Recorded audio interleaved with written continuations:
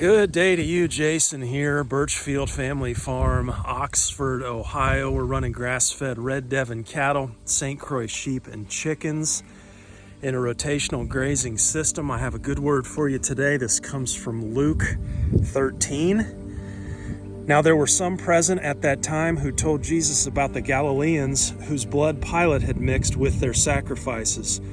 Jesus answered, "Do you think that these Galileans were worse sinners than all the other Galileans because they suffered this way? I tell you no. But unless you repent, you too will all perish. Or those 18 who died when the tower in Siloam fell on them, do you think they were more guilty than all the others living in Jerusalem? I tell you no. But unless you repent, you too will all perish." Then he told this parable. A man had a fig tree planted in his vineyard, and he went to look for fruit on it, but did not find any. So he said to the man who took care of the vineyard, "For 3 years now I've been coming to look for fruit on this fig tree and haven't found any. Cut it down. Why should it use up the soil?" "Sir," the man replied, "leave it alone for 1 more year, and I'll dig around it and fertilize it. If it bears fruit next year, fine. If not, then cut it down." So we see Jesus here repeating himself, and so we know that this is important, saying, unless you repent, you too will perish. And I don't believe that this call to repentance is just for itself necessarily, but this creates the space in our hearts so that we can then be fruitful. And we see this model really throughout creation. We see it here on the farm, this inherent reproduction, this inherent multiplication that's built into created things, from the seed to the animals here. And we are certainly no different. Spiritually speaking, the Lord requires that we're fruitful. And this is my interpretation, but I imagine the owner of the vineyard as God the Father, and Jesus as the one who is tending the vineyard. I just want to remind us of the simple truth today that Jesus is always interceding for us. He's always working on our behalf. He doesn't desire that any would perish, but that all would come to repentance and to come to know him and follow him, lose our life to find it in him, right? That is the invitation. And I would imagine the Lord in this parable, when God the Father recognizes that there's a lack of fruit, Jesus coming to him and saying, just give me a little more time, right? Let me dig that dirt around his heart. Let me fertilize that, right? Let me reveal my goodness, my mercy, my compassion. You know, it's always our choice, but I believe that our best life is lived in him in abundance. I would encourage you with that thought today that the Lord is always working on our behalf. The cattle and the rams out here in paddock 7.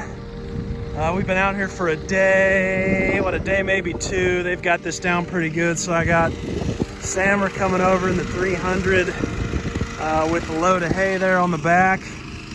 We'll throw that out, get them simmered down here for the morning. Head over and talk ewes. Okay, hay is out here. Everybody's chomping. Getting a little bit complicated here. Obviously into November here now, and paddock 7. We should be going on to 8 next, but 8. We sowed that overwintering mix in cereal rye in 8, 9, 10, and 11, and so I'm kind of wanting to stay off that here and let that come on. Not sure how that will impact things if we go on and graze that, and so try and keep them here, maybe hay them today, and then we've got a section down in the wooded area I think that I'll move to next, just depending on this weather and how these guys look. But looking pretty good today. Okay, those of you following along know that I think last time we talked we had our ewes back on the swale, and pretty critical time right now for the ewes. We're coming into breeding season here mid-November, and so we want to keep them in excellent body condition. And that swale, there's multiple things we accomplish back there on the swale, keeping that waterway down, and also just putting on really good body condition with the ewes this time of year. So it's a fit for us. the end of October there, they were calling for a half an inch to an inch of rain though, and we were supposed to have 40-mile-per-hour winds. I think we ended up with half of a tenth of an inch of rain. Okay, so still very dry here, and we had maybe a 15, 17 mile per hour gust. So just didn't amount to what they were calling for, but we went ahead and pulled everybody off. You know, that is a waterway, and the last thing I want is that flooding out when our ewes are back there. We do give them a little bit of space on either side. I want to head over here with the ewes. So we brought them up front through last night. Got some pretty good stuff up front they've been munching on. And we're going to go back down there to the swale today. I want to show that to you. And I want to walk and talk here as we push them back to that swale.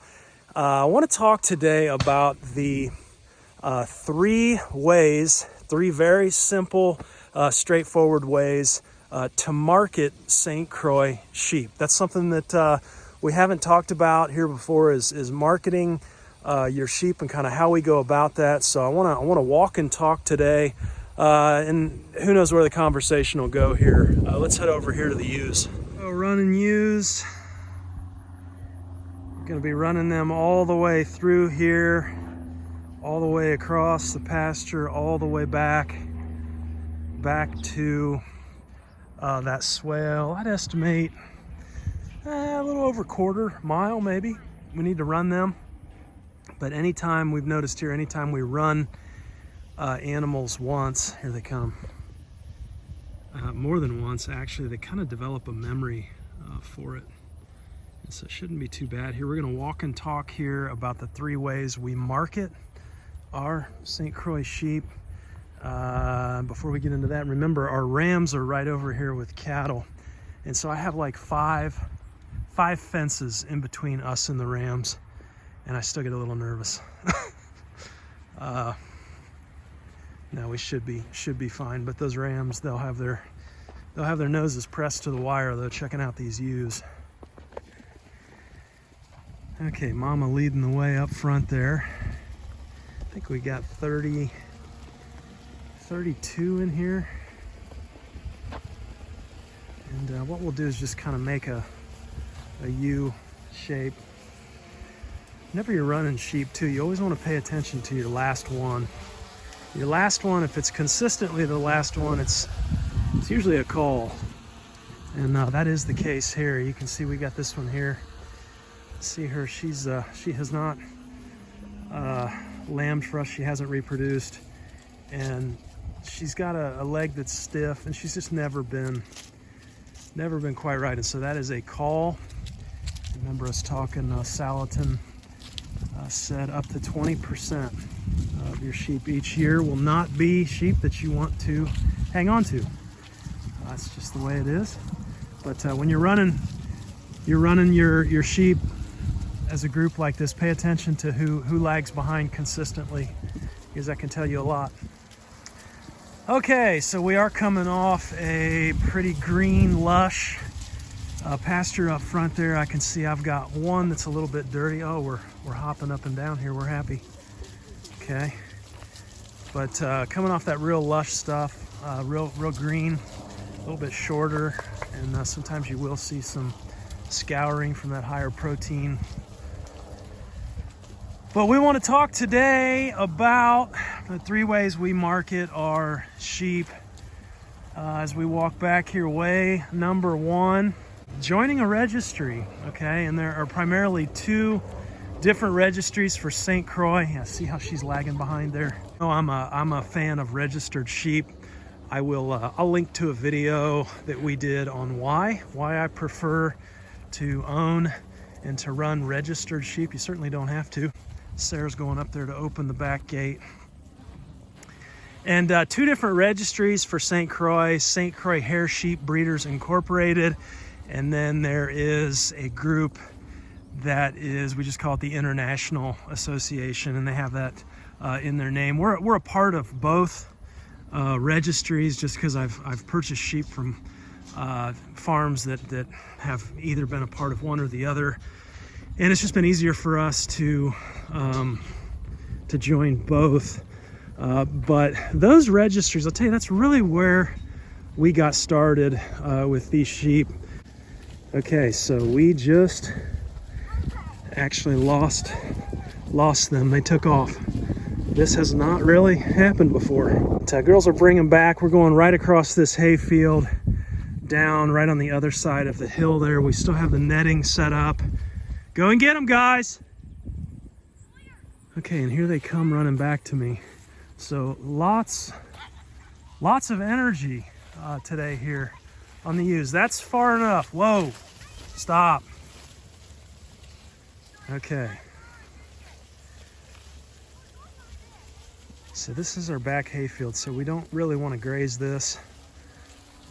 We want to leave this. This won't be cut again until early summer of 2025, but even so, we want to leave this for the farmer that rents this ground. So I think we need everybody here, kind of in our ewe. Sam's running the drone there, but you got to come up, Sawyer, and get your arms out. There you go. There we go. Could use a sheepdog these days, couldn't we? But we originally got into these sheep just to make some meat on all grass. I wanted the healthiest, cleanest meat we could make. And to me, that was with an animal that's raised on all grass, like it should be, a ruminant, with no chemicals and nothing, you know, messing with them. They're not getting on grass and pasture. And so we dove into these sheep. We bought some registered stock to start with, and that, I tell you, we never got into it to really sell breeding stock per se. I just wanted that meat source off of all grass, and we joined, bought some registered sheep, and then joined the registry, St Croix Hair Sheep Breeders Incorporated. There we go. Now we got them going. We'll keep this U formation back here, kind of send them that way. And we just started getting calls from joining that registry, and our information was there, and mainly other small farms, small homesteads that were looking to do the same thing we were, started calling, and we started selling stock. And the breeding side really took off for us. And so that is number one, joining a registry. And there are ways that you can market on those registries. Sometimes you can run ads. The main thing is your information is out there. So somebody doing a search for St. Croix, they're gonna find your farm and where you're located, and then have a way to contact you. And that kind of leads me into my second. So you want to join a registry first and foremost. Secondly, you want to have a website.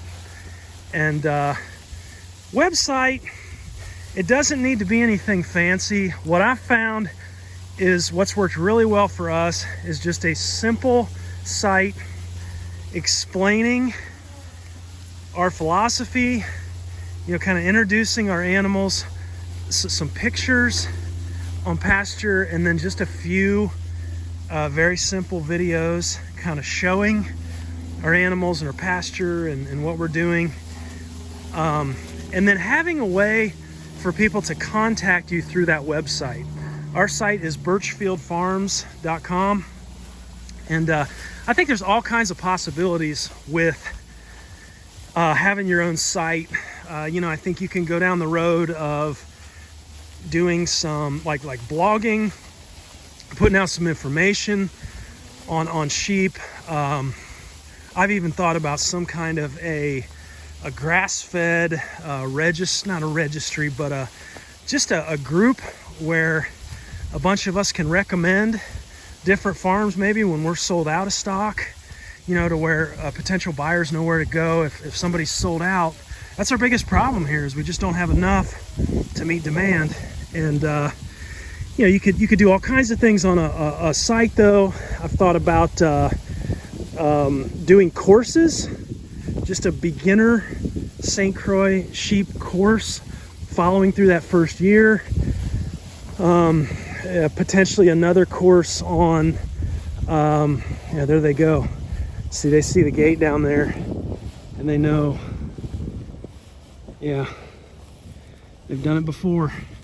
But courses, coursework, and these are, this is not free content that I'm talking about. This is like a paid course where you're giving relevant information to the somebody that's looking to get into this, a potential producer, or information for somebody that's already producing. I'll tell you, looking back at this, there's a lot of things that I think I would do differently. I think you can raise all of your family's food, everything that you need, without big, huge red barns and a big, farm kind of a presentation. I think, if I had it to do over again, I've got several friends who are buying property right now, and I think if we had to buy our place again, I can't imagine the cost of that, right? Just with inflation and just all the craziness. I think if I had to do again, I think I would probably I'd probably be looking for one of those standard 5-acre lots, right? 660 feet by 330 feet. I'd be pared down to, 5 acres, a half acre on the front for garden and house, and then 4.5 acres in the back. I would split up into 36 1/8 acre paddocks, and I'd run about 40 head of sheep, is what I'd do. It'd be an incredible system because you could harvest your hay on half of it in the early spring and early summer, well, through the spring and early summer. You could harvest the hay that you needed off the 2 acres that you're not grazing and do an 18-day rotation, and then ease into more of a 36-day rotation as you come into fall, using up all of that. So in other words, you're keeping the grass vegetative as you go through that system. And anyhow, that's the kind of thing that I want to get into on a website, right? Is you could do blogging, but I want to do some coursework, put that out there to help folks. I always kind of say, I always kind of try and think of like, okay, 7-8 years ago when we were looking at getting into this, what have I learned? What could I put out there that would be helpful for others, that maybe mistakes that we've made or whatever. And I think looking back, I think you could definitely do this on less ground, in that, 3, 4, 5 acre range. I think you can produce all the meat and really most of all of the necessities that you need off of grass and that 3 to 5 acre mark. Back to point number 2, that website really allows you not only talk about what you're doing, it gives people a direct contact to get a hold of you. But I think also one of the big things about a website is collecting emails. And if you can collect emails, you can get an email list going. You can do an email newsletter. A lot of folks think that email is dated and no longer relevant. That's just not true. Having some type of a list, that's very valuable nowadays, that direct line of communication. And point number 3, that third way that we like to market our sheep, is through a social media presence. And I'll say this about social media, it's a two-edged sword. We all know it. It brings out the worst of humanity, but it's a pretty doggone easy way to connect and to market as well. And here's kind of our journey with social media. We started with Facebook and just putting posts out on Facebook, and then we got to the point where we were building a following on Facebook, and Facebook actually doesn't allow the selling of animals. They just quit allowing that. And so, that's what we do. We're a farm. We sell breeding stock. And so I told my wife, I said, we really need to step away from that, being able to pivot. And so, social media can be good. We've chosen to do YouTube here, made some really good connections here on YouTube. But I think, having a strategy where you're putting out free content, and there's got to be some value. Okay, there's got to be some value to the content. Okay, it's got to be good information, relevant. But you're putting that out there. With YouTube, the thing that we've learned is I see a lot of YouTubers kind of get out there and they're going to make it big, right? On YouTube, that's kind of how they, I'm going to have a viral video. We're going to, just really go big here on YouTube and make a bunch of money and this and that. And that's usually not the way it works. But where I find YouTube especially shines is when you have a physical product that you're selling, okay, and then you can do content and videos and you can redirect folks to like a website. Okay, and so you're generating traffic to your site, but you're promoting what you're doing is you're selling a physical product. Like in our case, it's these sheep, and so we make free content, but then directing folks over to our website that does a couple of things that allows us again to populate that email and to connect direct with folks, but also YouTube's really getting tricky here with censorship, and they could pull a Facebook move here where they say, hey, you know what, no more promoting of animals or meat or any of that, and they could really start to censor even more heavily than they are now, which I know that's hard to believe, but if they would roll that out, then we have a website, we have a presence, we have connections that we've made that are not dependent upon YouTube and Google's platform. Okay, so the goal is to direct over to your site and what you're building here, and you're using YouTube. YouTube is not using you, and I tell you, it can really be hard sometimes with social media.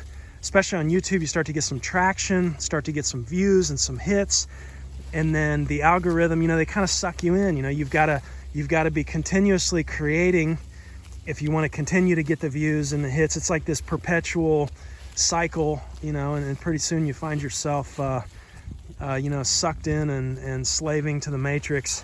And so you got to have some boundaries there, right? You got to find what works for you, what works for the rhythm of your farm.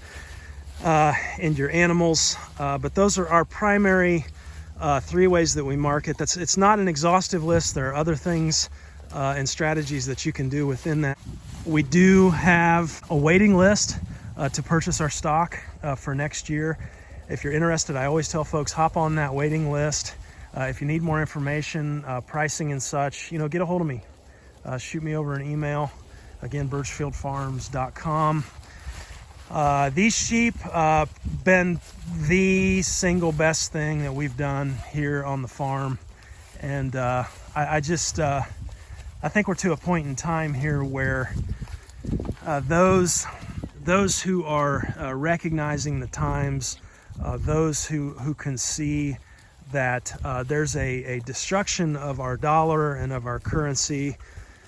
What was I just reading the other day? We're, for the first time ever here in 2024, we're going to surpass $1 trillion just in interest payments for this year on our national debt. Over $1 trillion just in interest here in 2024. Over $35 trillion in national debt. I mean, that's never being paid back. Let's get real. Why even keep track anymore, to be honest? And I say all that to say, there's coming a time here where I believe there's going to be a mad rush out of the dollar. Cash is not where you're going to want to be. We've got housing and the stock market at all-time highs, yet we have a Fed that's lowering interest rates. Makes no sense whatsoever. And so we're going to see more inflation, no doubt about that. And so here's the game. The game is, it's a game of musical chairs, the way I see it, and whoever is in physical productive assets, you've already got a seat, okay? And the music is going to stop on the dollar, and when it does, there's going to be a scrambling for those seats. But you're already in a seat. You've already got a place. If you have physical, you've taken that cash and converted that cash into physical productive assets, because those assets are going to keep pace with inflation. Farm ground, even equipment.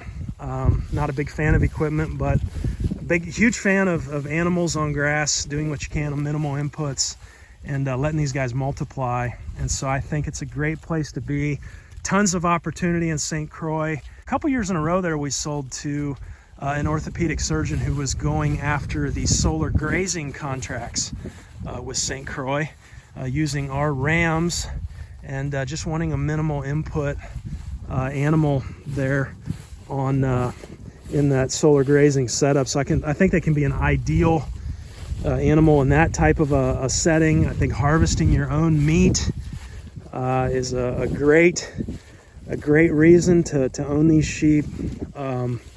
Just making meat, milk, and more lambs off of grass alone, putting fertilizer out the back end. Just a great animal to own. And so, say all that to say, they really have been one of the best things we've done here.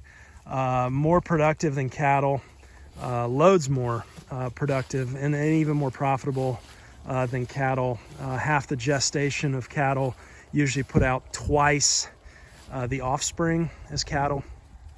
And so cattle can be good as well. We like to eat beef, but certainly a tremendous opportunity here with these sheep. So just to show you here too, I think another opportunity is just all of these little nooks and crannies, you know, on our farms.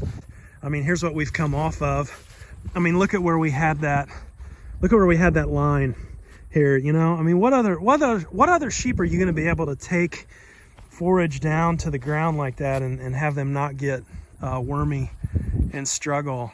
St Croix they're just amazing in that regard. But you can see here they do leave behind some higher stuff, and you know, we'll usually come behind with just a little mechanical mower. See that? Look at that line down through there. We'll get some overhead shots here from Sam. Kind of help to show you, but you can see where we started back there. We have been back with that cutter there and stopped. You can see where we've stopped. And then just down in this ditch here, sometimes you get little trees and saplings and stuff that grow up, and we'll kind of take just a handheld brush cutter with a blade on it to those. And then was talking to a farmer here on this swale, and I thought he had a good idea. He said, you know, eventually we could bring a little, I think he mentioned a D3 bulldozer, and he said just kind of coming from either side and filling in that ditch, and then sowing that right away with, I believe he said oats would be first to kind of pop up, and just sowing that in a mix and get something in there to hold that soil, but basically just filling in that whole kind of ditch down through there. And then actually, instead of having this as a swale that needs maintained, because you have to cut it or you're going to have saplings and stuff growing up. You don't want trees and stuff.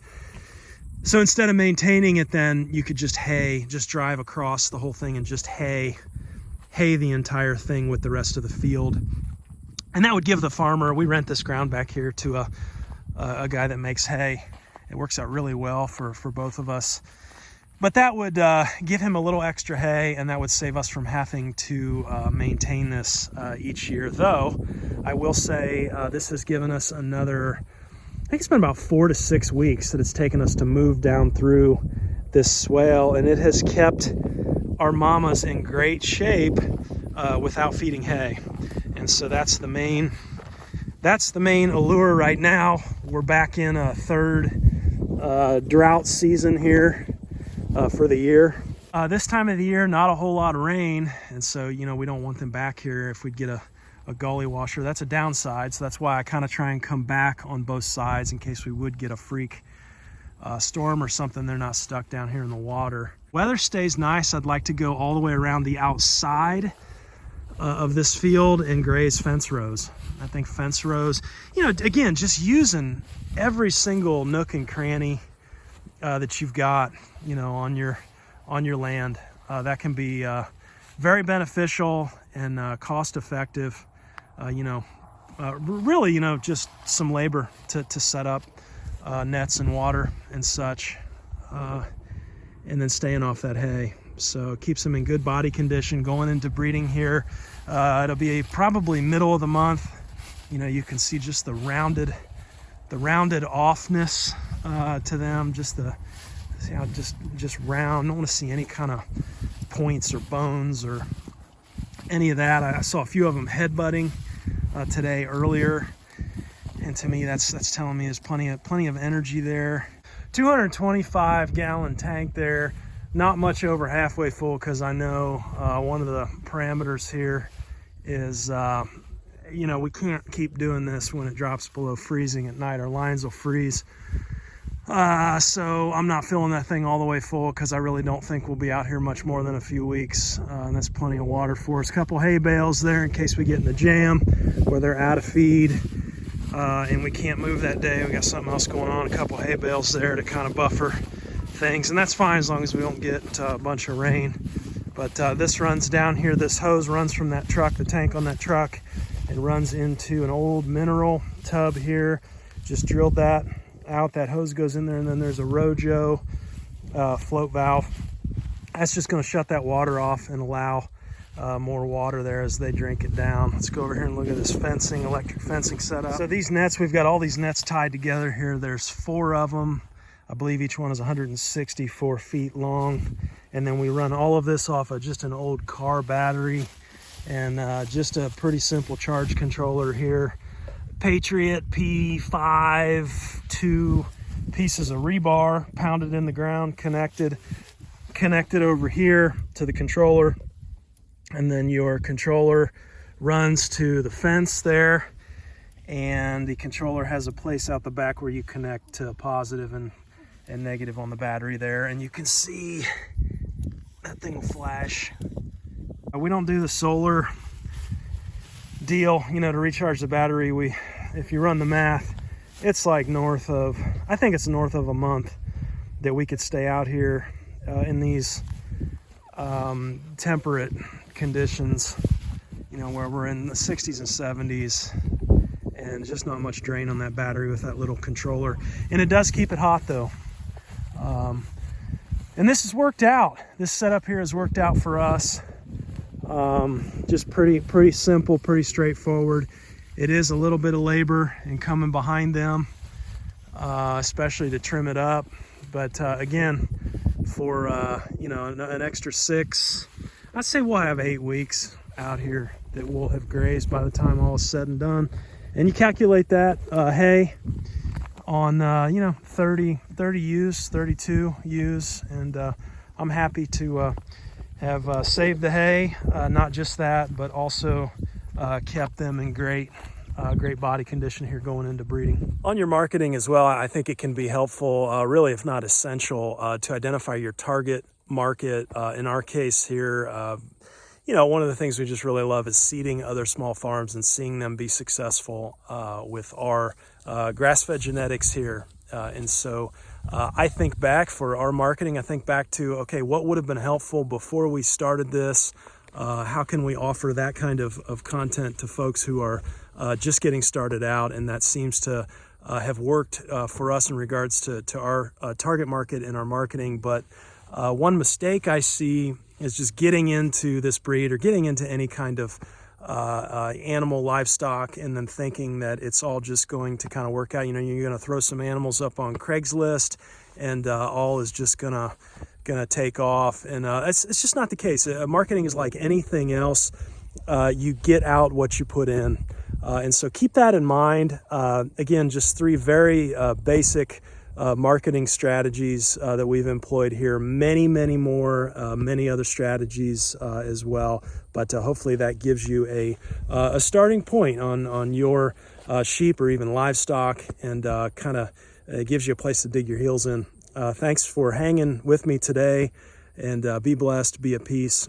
Take care.